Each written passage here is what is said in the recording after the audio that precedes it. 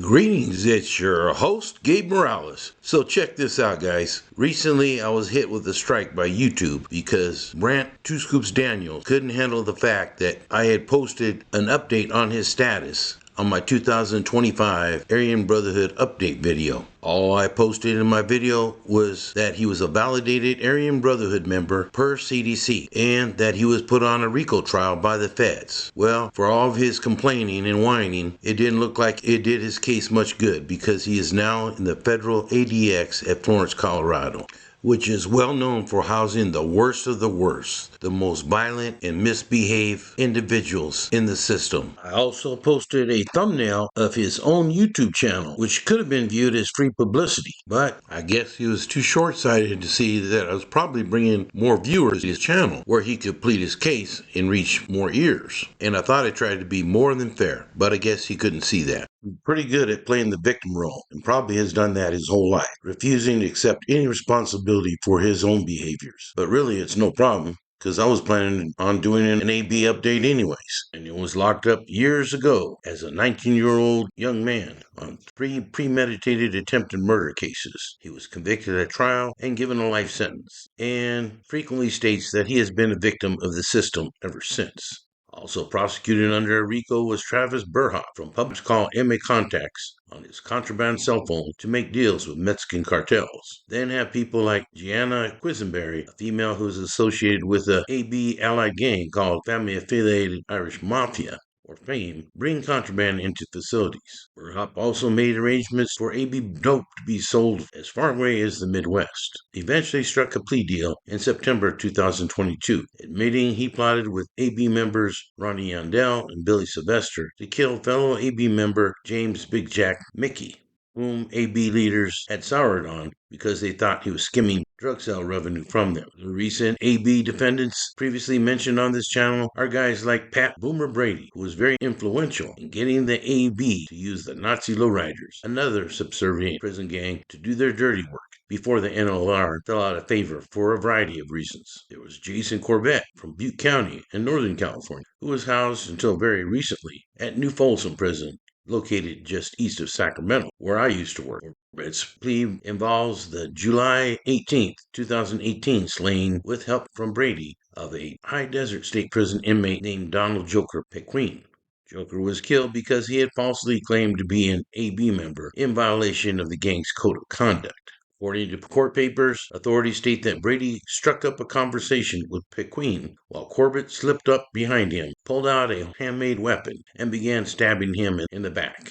Pequeen tried to run, but court documents say that Corbett and Brady chased him down and continued stabbing him in the head, neck, and torso before dropping their weapons and walking away as prison guards closed in. Donald Popeye Mazza, former founder and leader of P9, seen here with Michael Thumper Tripp to his left, testified for the feds in order to get a better deal. Fellow P9 member Matt Psycho Hall had been ordered to kill Tripp, but Hall was arrested in Central America and allegedly killed himself. Hall claimed Aryan Brotherhood, as you can see by his rock on his right arm here with 1-2 in it for the first and second letters of the alphabet, AB. The feds also recently went after AB support groups like the Fresniks during Operation Lucky Charms and prosecuted guys such as Robert Rage Eversole, depicted here on the right. Many of the victims were killed out in the streets, but some were killed in the joint. Like when longtime Black Guerrilla family member Hugo Yogi Pinell was killed at New Folsom Prison shortly after his release from Pelican Bay SHU. By then, AB associates Waylon Pritchford and Jason Beaver Weaver. Specifically, recently a federal judge in Fresno sentenced Francis Clement to life in prison for a racketeering conspiracy that included 5 murders, drug trafficking, fraud, and robbery. Clement had been housed at Kern Valley State Prison before he was shipped out to Solano. He was convicted, along with Kenneth Kenwood Johnson, who was convicted of 2 of the murders in the aid of racketeering along with conspiracy. Johnson was also sentenced to life in federal prison, where there is no parole. He was housed at Kern Valley State Prison, last I checked. In addition, John Stinson, presently housed at Solano Prison, was sentenced to 20 years in federal custody, even though he was already serving a life sentence for a 1979 murder. As I mentioned last time, longtime AB member David Country Chance, pictured here with Curtis Price, back in the day, was alleged to have sat on the three-man commission but was released prior to the RICO trial. And that is when I understand Stinson was allegedly reinstated on the commission, even though none of these leaders is supposed to have total control, like when Wendell Blue Norris tried to become the sole Aryan Brotherhood general during his war with Robert Blinky Griffin during the 1980s. At both the Los Angeles and Fresno trials, witnesses testified that Stinson sat on the commission, arbitrates disputes within the AB. Now, I've heard some people state that the AB commission is practically a myth. I beg to differ. Many of those sources have never worked inside prisons, and things don't work like the Cosa Nostra or other criminal organizations. They're set up in a very strict hierarchy. With the Aryan Brotherhood and most other prison gangs, things can fluctuate. They know authorities are watching, so they're constantly trying to disguise their moves. But I can tell you for a fact, bona fide Aryan Brotherhood members know the deal. California, this is only about 30 made men who control many white inmates in the system. I'd estimate that there are another 70 close associates. But contrary to what I've heard, some claim there are not thousands of AB members.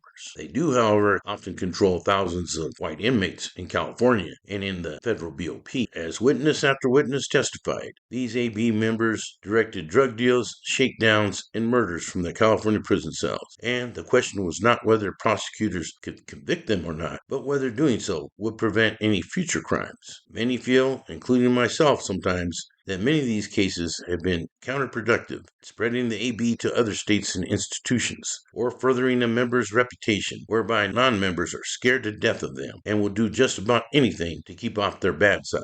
During the trial, it was mentioned that authorities had seized over 4,000 cell phones across the California prison system in 2023, the most recent year for which data was available. Most of these phones were smuggled in by corrupt staff who can make a lot of money dealing in this type of contraband. Attorneys for Clement, Johnson, and Stinson argue that they were only convicted with testimony from lifelong criminals just seeking to cut a better deal for themselves. As stated previously, Ronald Yandell and his co-defendant, William Sylvester, were each given 2 consecutive life terms for murder in the aid of racketeering. One case cited during the trial was in 2015, when 2 inmates carried out the brutal murder of another inmate at New Folsom Prison in Sacramento on Yandell's orders. For the murder, Yandell offered the 2 inmates membership in the AB if they were able to carry out the killing. Sylvester, who was originally from Riverside County, murdered another inmate around the same time at New Folsom in order to earn his membership in the AB. And it was stated that the victim was attacked because he had refused to recognize the AB's total authority over white inmates. To carry out the murder, Sylvester and another inmate used substantial planning and created inmate manufactured weapons to carry out the hit,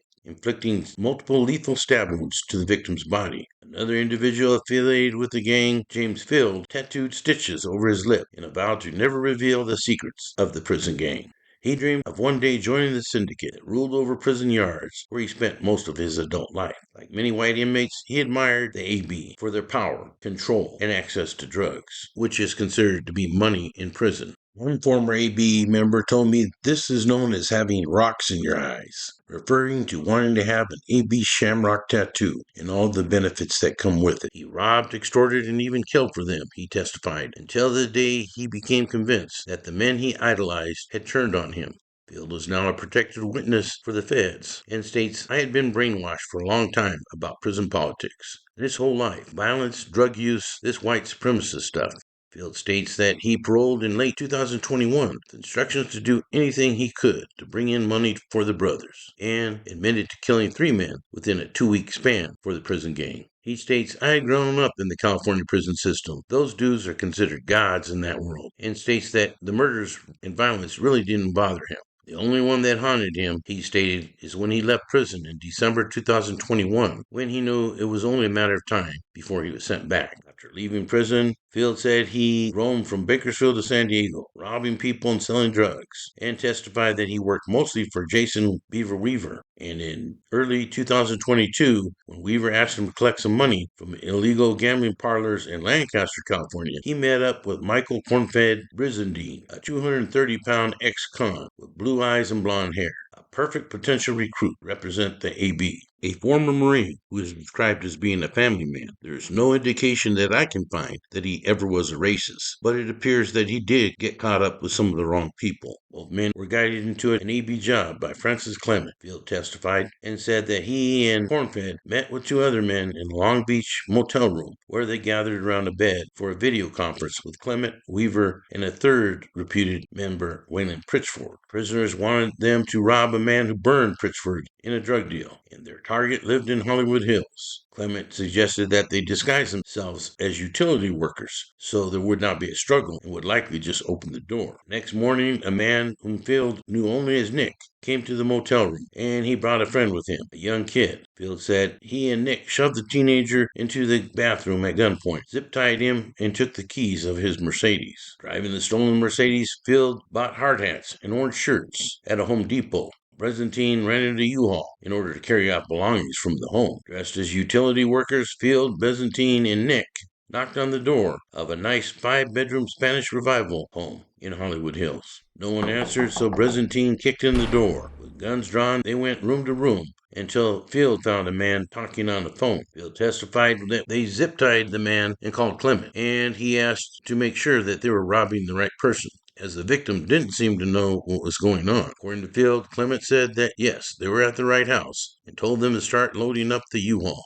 They fled when Field saw a text message on the victim's phone that indicated that police were coming soon. He then told Clement that the plan was going bad, and Clement got angry. Dude effed up, he said, referring to Cornfed, and Clement told him to take care of it. Field later met Cornfed at a gambling parlor in Rosemont, and he put Weaver on the speakerphone and told Cornfed the brother wanted to talk to him. Brezentine then leaned forward towards the phone when Field drew a gun behind his back and shot him in the head. The next morning, Brezentine's girlfriend checked his phone location and saw that he was at the home of a woman she knew. Thinking that Brezentine was cheating, she drove to the house and threw open the door of the truck that he was in. She states that she was already yelling at Brezentine before she even realized that he wasn't moving. Again, Field stated that this death was the only one he committed that really haunts him. A week after he killed Brezentine, Field drove the stolen Mercedes to Bakersfield to pick up a load of fentanyl for Pritchford. But when he drove off from a gas station in San Fernando, a police car lit him up. Inside the car was a gun, a bag of 1,000 fake M30 pills, and a quarter-pound of fentanyl. Field hit the gas, speeding away for several blocks until he broadsided a pickup truck. Treated for a broken ankle and gash on his head, Field walked out of the hospital without facing charges. 4 days later, he testified he got a text from Clement on Signal, an encrypted messaging app. "We'll have some fun," Clement wrote. "I think you need to dome somebody for me," meaning kill them, shoot them in the head. Johnny Ennis and James Jimbo Yeagle were members of the Peanut Gang and had previously botched a kidnapping, allowing 2 hostages to escape from an apartment building in Bellflower, California. The pair had also taken 2 duffel bags from the hostages that belonged to the AB. It wasn't clear what was inside the bags, but the gang wanted them back quick.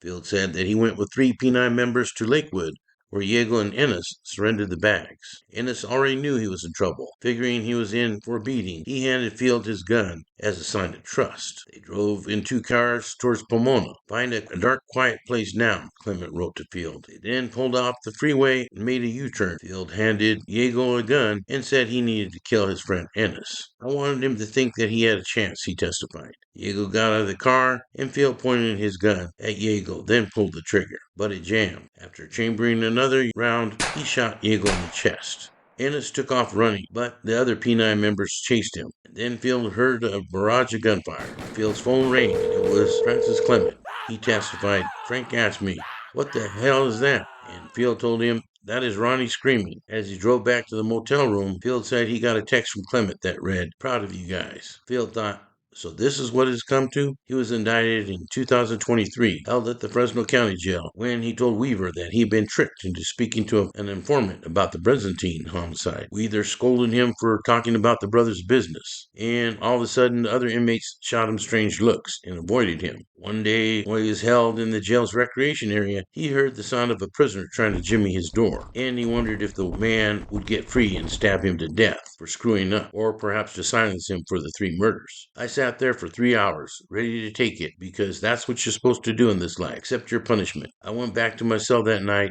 and thought to myself, so this is what it's come to? Bill said he thought about all he had done for the AB, but also about all the people he hurt. He knew then he was done. He cut a deal with prosecutors and pled guilty to 3 murders. In exchange for his testimony, he hopes that he will receive something less than a life sentence. After he testified, Bill was led out of the courtroom and shuffled past 2 women who wept as he described the killing of Bizandy. "I'm sorry," he whispered to them. Another young man had his life ruined by becoming involved in the brand. In November 2025, it was reported that members of the Aryan Brotherhood plotted to assassinate a prominent criminal defense lawyer and one-time district attorney candidate who represented a member of the prison gang's upper echelon. The attorney, Todd Laris, said in a court statement that law enforcement had warned him several times of the risk to his life brought about by an alleged murder plot hatched behind bars. Laris had defended AB Commissioner Danny Troxell in his racketeering and conspiracy case mentioned previously. The same day that Laris was warned, a Shasta County Interagency Drug Task Force raided the home of Donald Ulysses Maxwell and seized 10 guns, including an illegal short-barreled rifle. In a criminal complaint in August 2025 details the communications between Maxwell and then an incarcerated AB member, Pat Brady, revealed that Brady had said that someone had offended the tip, a reference to the AB's leadership. He stated that what happened without going into it, dude, is like a slap in the face to the tip and anybody that's associated with us, man. It cannot stand, bro. Brady allegedly told Maxwell on April 23, 2024. He went on to say that Billy, believed to be in reference to Billy Sylvester, told Brady that Maxwell is the only one we can really count on for something like this, that has the effing heart to do it. Brady then assured Maxwell he'd be getting a phone call soon and arranged for another person for that call to be made from inside prison via prison contraband cell phones. It was stated that Maxwell was told that the gang was proud of him, and they stressed that this needs to get done now. Maxwell ended up dying in February 2025 in Wasco State Prison, according to court records. I couldn't find any info on his death, but I find that to be very suspicious. If you know more about that, please leave some comments. During the tense RICO trial, it is alleged that multiple insults were traded, with one reported incident where Danny Troxell and Ronnie Yandel allegedly threatened to murder one another, all being transported from court back to state prison in California at that time, before they were sent to the feds. There's also a courtroom outburst with Yandel referring to Attorney Laris as being a piece of shit, with Attorney Laris retorting, "At least I'm not a rat," which probably wasn't very professional, if true. That comment was said to be in reference to a conversation that Yandel and Sylvester had with a gang investigator, where they supposedly admitted to ongoing problems between the Mexican Mafia and the Fresno Bulldogs, and other things that Troxell and Laris may have considered to be in providing information, snitching on fellow gang members. Judge Mueller, who oversaw that case, said that it was more likely that Laris was targeted for personal motives due to the rat comment, rather than something involved in his scheduled closing argument for Troxell, who was soon sentenced to life in prison on that RICO case for conspiracy and conspiracy to commit murder. In October of 2025, I believe I was one of the first ones that I know of in the prison genre to make a video on the killing of Todd Fox Morgan, a validated Aryan Brotherhood member who was stabbed to death at Salinas Valley State Prison by 3 suspects, identified as Todd Stomper Givens, a well-known past Nazi lowrider and AB associate, an old con and AB associate, Robert Bob England, and Ray Dog Waldron, who had ties to the Nazi lowriders as well as the Mongols MC and Dago. All 3 had previously been convicted of murder. Unfortunately, I had some blood dripping down on all their mugshots on the thumbnail I created for that video. Not sure why, but YouTube flagged it, so it got a lot less hits than it should have. Like I said, YouTube has some strange policies sometimes, but it's the biggest platform in this genre, and until I can find something better, unfortunately I have to stick with them. I will not repeat the info I relayed in that video, but I feel it was a good one, maybe one of my best. You can check it out on the internet under Aryan Brotherhood, Nazi lowrider related homicide at Salinas Valley State Prison. You can also find it underneath this link. And lastly, just a few days ago, a California appeals court upheld the murder conviction for a Santa Barbara County woman in the killing of Joe Goober, aka Evil Govey. who claimed La Habra and whose dismembered body was found in the small town of Napomo, California. I heard Joe Govey was at least a Peni associate and was related to the Aryan Brotherhood by blood. I also heard that he was sponsored into the brand by John Stinson, but that was soon put on hold because Govey was consistently getting drunk on Pruno and bad-mouthing the MA big homies at the LA County Jail. It is said that the MA complained so much that Govey was eventually ordered killed by then AB shot callers Paul Cornfed Schneider and Del Desperado Breches at Pelican Bay. I heard that a guy named Red, who may have been Red Bradner, who ended up joining the Nazi lowriders FTB branch, was supposed to carry out the hit in the law library, but it ended up warning Govey before Red locked it up. Bradner was moved out of state around this time to Washington, D.C., which is why I believe it was him. But Govey did not lock it up, and he was put on the green light list by the MA, was spared in custody, and lost a testicle. But I heard he was so whacked out, crazy on dope, that he probably hardly even felt it. Anyways, Kimberly Matchlet was arrested for Govey's murder in September 2020 after an investigation by the Santa Barbara County Sheriff's Office. Police also arrested her boyfriend, Donald Anderson, and charged him with accessory to murder. Anderson was a member of Peni and was reported to be good friends with Govey, which is very typical of how a lot of these killings go down. They rock somebody to sleep by having somebody get close to them or have somebody they trust to carry out the hit. Govey was found to be dismembered and his body dumped into a pond located at the Black Lake Golf Course shortly after he was killed. Recently, a 3-judge panel with California's second appellate affirmed Kimberly Matchet's first-degree murder conviction for the 2018 shooting death of Govey. They rejected her arguments that she felt Govey was a violent member of the Aryan Brotherhood prison gang and that she had to kill him in self-defense. It was found that Matchlet, Anderson, and another person, Ben Mersai, discussed how to get rid of Govey's body and decided to cut his legs off with a reciprocating saw before disposing of the remains in the golf course pond. But as in many of these cases, somebody often spills the beans, and in September 2020, Matchlet said Mersai had told police about the incident. Mersai was arrested, charged, and convicted, and sentenced to 3 years in prison in December 2023, after previously pleading guilty to voluntary manslaughter, testifying for the prosecution in the case. So, here's another example. With all of his problems with the Woods, being very belligerent towards MA members when he's housed at the LA County Jail, all of which probably didn't help his status stay alive. His gruesome death and these other stories should be a warning to young wannabe gang members to not even start down that path, because before you know it, you will probably get caught up with no good exit strategies, ending up having to kill somebody or being killed, or deciding to turn informant and having to look over your shoulder for the rest of your life. And you can find more about the AB in my book, History of the Aryan Brotherhood, which has dozens of rare pictures and little-known information. And with that, this is Gabe Morales signing off for gangsters, cops, and politicians.